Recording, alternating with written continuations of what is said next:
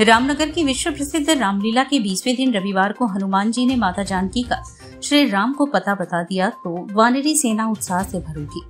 हनुमान ने सीता का पता बताकर श्री राम को उनका अभिष्ट दे दिया। फिर क्या था, प्रभु का आदेश हुआ और वानरी सेना निकल पड़ी उस लंका के फतेह के लिए जिसका सर्वनाश युगों युगों के लिए यह दृष्टांत निर्धारित करने वाला था कि बुराई ही अंत में हारती है। देवताओं के जय जयकार के बीच श्री राम की वानरी सेना लंका पर चढ़ाई करने के लिए चल पड़ती है। वानरी सेना के साथ वे समुद्र के किनारे पहुंचते हैं। उधर रावण का दूत उसे बताता है कि राम सेना के साथ समुद्र के किनारे पहुंच गए हैं। रावण अपने मंत्रियों से विचार विमर्श करने लगा, तभी वहां विभीषण पहुंचे। रावण ने उनकी सलाह मांगी तो विभीषण ने उसे समझाया कि राम से बैर करना ठीक नहीं है। भाई के मुंह से दुश्मन की बड़ाई सुनकर वह क्रोधित हो उठा और एक लात मारकर विभीषण को लंका से बाहर निकाल दिया। विभीषण राम की शरण में जा पहुंचते हैं। विभीषण की अगवानी के बाद श्री राम उनसे समुद्र पार करने का उपाय पूछते हैं। विभीषण कहते हैं, वैसे तो आपका बाण ऐसे करोड़ों समुद्र सोख सकता है, लेकिन समुद्र आपके कुल का बड़ा है।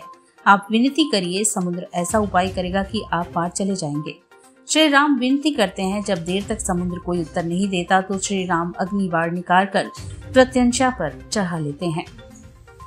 यह देख समुद्र उनके सामने प्रकट होकर क्षमा मांगने लगे। समुद्र राम को बताते हैं कि आपकी सेना के नल और नील नाम के बंदरों को बचपन में ही ऋषि का आशीर्वाद मिला है कि वह जिस पत्थर या पहाड़ को छू देंगे वह पानी में तैरने लगेगा।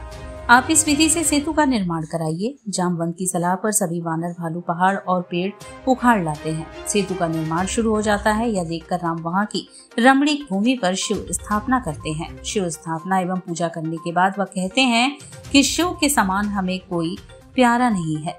शिव का द्रोही मुझे सपने में भी नहीं मार सकता।